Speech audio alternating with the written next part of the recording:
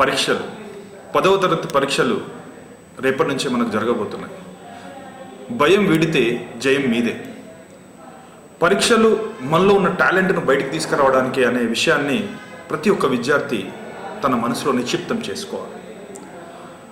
పరీక్ష ముందు ఏం చేయాలి? చాలా వరకు విద్యార్థులు పరీక్షల ముందు రాత్రిపూట నైట్ అవుట్ చేస్తుంటారు. ఆ పద్ధతి వల్ల వారికి స్ట్రెయిన్ ఎక్కువగా అవుతుంది. 10 గంటల లోపే చదువునంతా క్లోజ్ చేసుకొని ఉదయం 4 గంటల నుంచి 5 గంటల మధ్యలో దాన్ని బ్రాహ్మీ ముహూర్తం అంటారు. ఆ టైంలో కనుక చదవగలిగితే, ఆ టైంలో లేవగలిగితే మన మెమొరీ ఎక్కువగా పనిచేస్తుంది. ఆ టైంలో చదివింది మనకు ఎక్కువగా గుర్తు కూడా ఉంటుంది. దీని మీద సైంటిఫిక్ రీసెర్చ్ జరిగింది. సో దాని ప్రకారం మనం చదివేటప్పుడు తప్పకుండా రాత్రి ఎక్కువగా నైట్ అవుట్లు చేయకూడదు. తర్వాత తీసుకునే ఫుడ్ కూడా, ఆహారం కూడా ఎక్కువగా వెజిటేబుల్ రిలేటెడ్గా తీసుకుంటే ఈ టైంలో బాగా మైండ్ చురుగ్గా పనిచేస్తుంది, మెమొరీ ఎక్కువగా పనిచేస్తుంది. పరీక్షకు వెళ్ళేటప్పుడు 1 గంట ముందు ఏం చదవకూడదు. విద్యార్థులు జనరల్గా చేసేది ఏంటి అంటే పరీక్ష హాల్లోకి పోయే 15 నిమిషాల ముందు కూడా చదువుతూ ఉంటారు టెన్షన్తో. అలా చదవడం వల్ల ఎలా అయితే ఒక నీటిలో ఒక రాయిని విసిరేస్తే అది ఏ విధంగా అయితే రెపుల్స్ క్రియేట్ చేస్తుందో ఆ విధంగా వాళ్ళు చదివింది అంతా కూడా ఆ గంట ముందు చదివితే అది లోపల ఉన్న మిగతా సాఫ్ట్వేర్ని చదివిన దాన్ని డిస్టర్బ్ చేస్తుంది. కాబట్టి అలా చదవకూడదు. తర్వాత పరీక్ష లోపలికి వెళ్ళిన తర్వాత ఎలా పరీక్షా పత్రాన్ని మనం ఎదుర్కోవాలి, ఎలా దాన్ని హ్యాండిల్ చేయాలి అంటే లోపలికి వెళ్ళడంతోనే ఒక 5 to 6 టైమ్స్ బ్రీతింగ్ తీసుకోవాలి, రిలీజ్ చేయాలి. ఐఎమ్ కాన్ఫిడెంట్, నేను ఆత్మవిశ్వాసంతో ఉంటాను, ఈ పరీక్ష చాలా బ్రహ్మాండంగా రాస్తాను, అద్భుతంగా రాస్తాను, నేను 1 సంవత్సరం చదివిందంతా ఈరోజు నా టాలెంట్ను ప్రూవ్ చేసుకోకపోతున్నానని ఒక మంచి పాజిటివ్ కమెంట్ ఇచ్చుకోవాలి. క్వశ్చన్ పేపర్ రావడంతోనే దాన్ని స్మైలింగ్ ఫేస్తో టచ్ చేయాలి, దాన్ని రిసీవ్ చేసుకోవాలి. ఆ క్వశ్చన్స్ చదివేటప్పుడు విద్యార్థులు చేసే ఒక చిన్న పొరపాటు ఏంటంటే వాళ్ళు నెగిటివ్గా కొంతమంది థింక్ చేస్తారు. దీంట్లో ఏం రాలేదు అని చూస్తుంటారు. ఏదన్నా రాని క్వశ్చన్ కనబడితే అబ్బా ఇది వచ్చిందా, అయ్యో ఏమవుతుంది అనే ఆందోళనకరమైన సజెషన్స్ ఇచ్చుకోవడం వల్ల మిగతా క్వశ్చన్స్ మీద ఎఫెక్ట్ పడుతుంది. కాబట్టి ఏదన్నా రాని క్వశ్చన్స్ కొన్ని కనపడితే ఇమ్మీడియట్గా దానికి ఒక పాజిటివ్ కమెంట్ ఇచ్చుకోవాలి.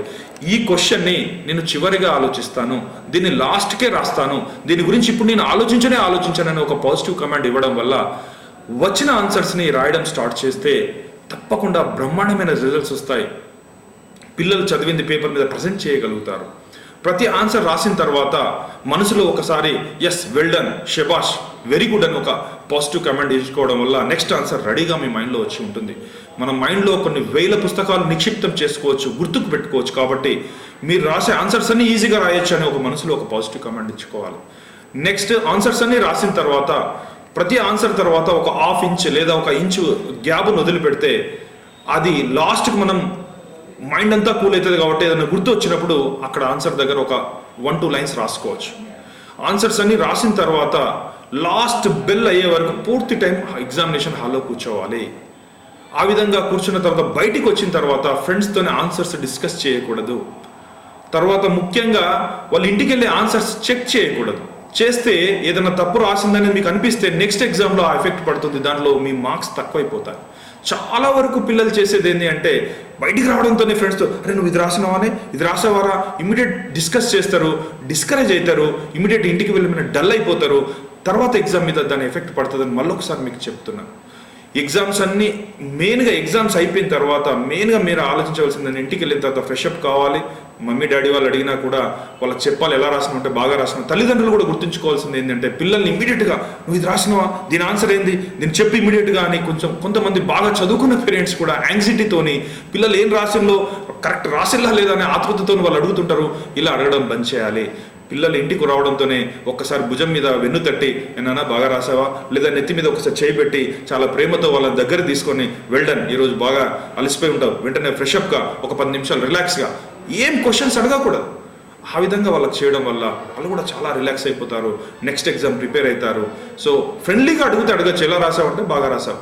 ఒకవేళ వాళ్ళు ఏదైనా కొద్దిగా 1-2 క్వశ్చన్స్ వదిలిపెట్టాను మమ్మీ డాడీ అంటే అయ్యో వదిలిపెట్టావా, ఇలా వదిలిపెడితే నీకు ఎట్లా, ఇలా అంటే నెక్స్ట్ ఎగ్జామ్ కూడా వాళ్ళు డిఫికల్టీగా.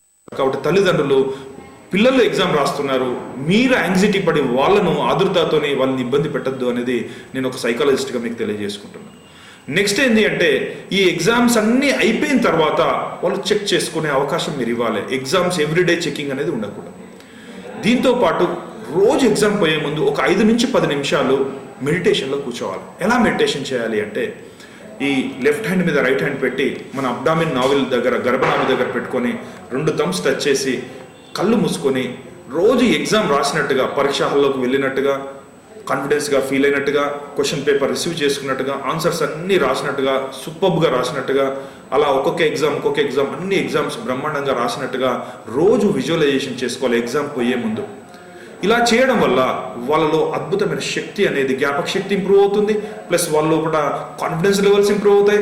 అదేవిధంగా వాళ్ళు ఏ క్వశ్చన్ వచ్చినా రాయగలమనే దీన్ని మీరు సక్సెస్ కావాలంటే మైండ్లో సక్సెస్ అయిన తర్వాత బయట సక్సెస్ కావాలనే ప్రిన్సిపల్స్ ఉన్నాయి, సైకాలజికల్ ప్రిన్సిపల్స్. కాబట్టి ఏ లక్ష్యాన్నైనా, అది ఎగ్జామే కావచ్చు, ఒక గోల్ సెట్టింగే కావచ్చు, ఏ విజయాలు సాధించాలన్నా ఫస్ట్ మనసులో దాన్ని విజువలైజేషన్ మెథడ్ అంటారు, లేదా దీన్ని ఏమంటారంటే మనోపలకం మీద చిత్రించుకోవడం అంటారు. కాబట్టి ఇలా చేయడం వల్ల వాళ్ళలో అద్భుతమైన శక్తి బయటకు వచ్చి వాళ్ళ ఎగ్జామ్స్ చాలా సూపర్గా రాయగలుగుతారు, వాళ్ళు అనుకున్న లక్ష్యాన్ని రీచ్ కాగలుగుతారు. కాబట్టి తప్పకుండా భయం అనే దానికి బదులు అలర్ట్, భయం అనే వర్డ్ని బదులు అలర్ట్ అంటే మనకు మనం దాన్ని ఎలా ఎదుర్కోవాలో ఉత్సాహంగా తయారు చేయడమే అలర్ట్. జాగ్రత్తతో ఉండడం అంతే తప్ప ఇది భయం కాదు. భయం అనేది దాని వర్డ్ను పక్కకు పెట్టేసి జయం అనే వర్డ్ని మనసులో పెట్టుకుంటే తప్పకుండా ఏ విద్యార్థి అయినా కూడా విజయం సాధిస్తాడు.